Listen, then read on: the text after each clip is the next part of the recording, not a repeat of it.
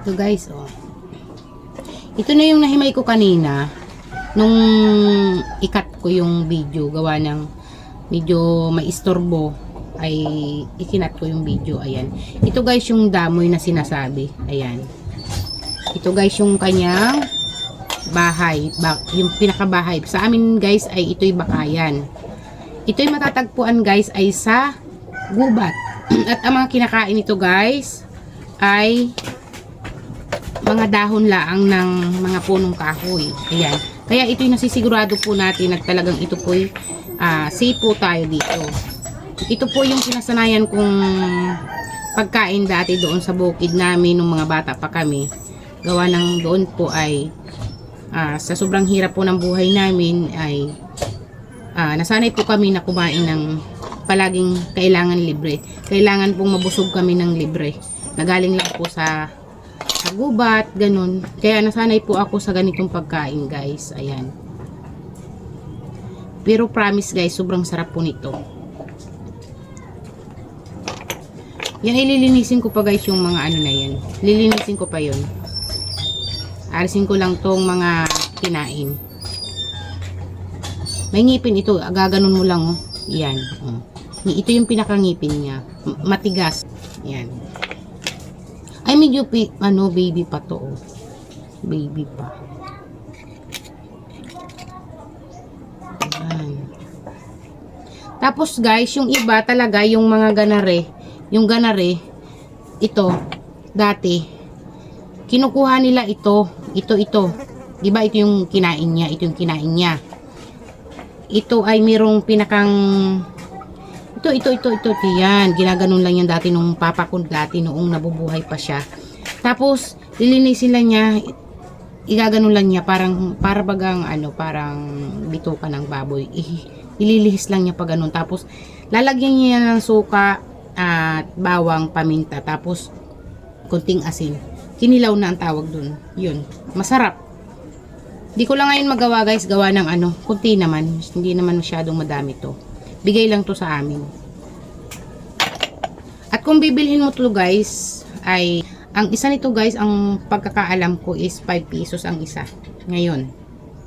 5 pesos, malaki maliit, 5 pesos pag bumili ka nito.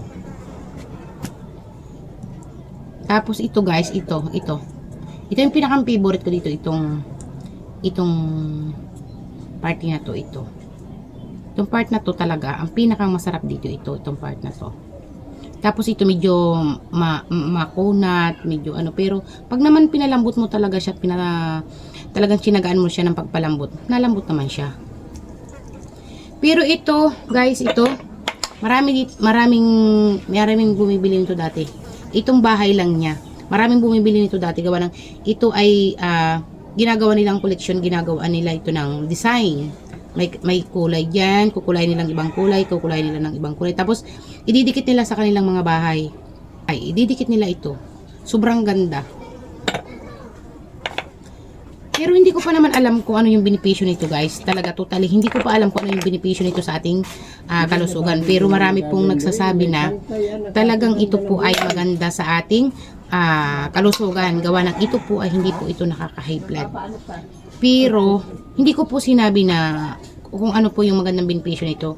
Pero talaga pong simula po nang ako'y magkaisip, ito na po yata yung kinamulatan ko na talagang palagi naming inuulam sa aming bukid. Ito po talaga yung palagi naming pinakang special na ulam. Kapag kami nagugutom na dati, syempre wala naman kaming pera para ibili ng masasarap na ulam. Para sa amin kasi ito na yung pinakang masarap na ulam para sa aming mga mahihirap.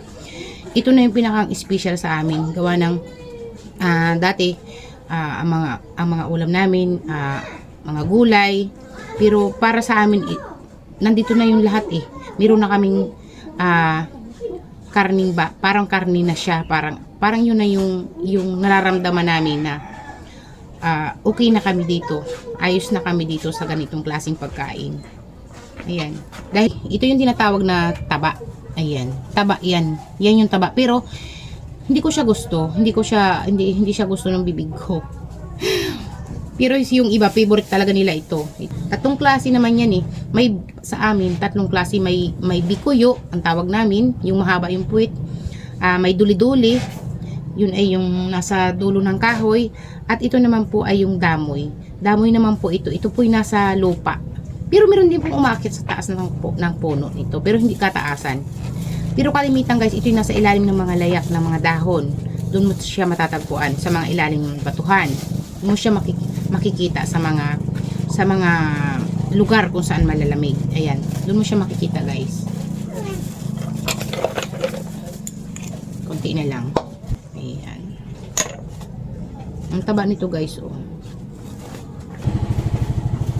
Yan. Ito guys yung sinasabi ko sa inyo. Yan. Ito yung pinakamasarap dito. Ayan, oh. Ito. Lalo kapag ito'y kinilaw. Ito. Ito. Pinakamasarap dito.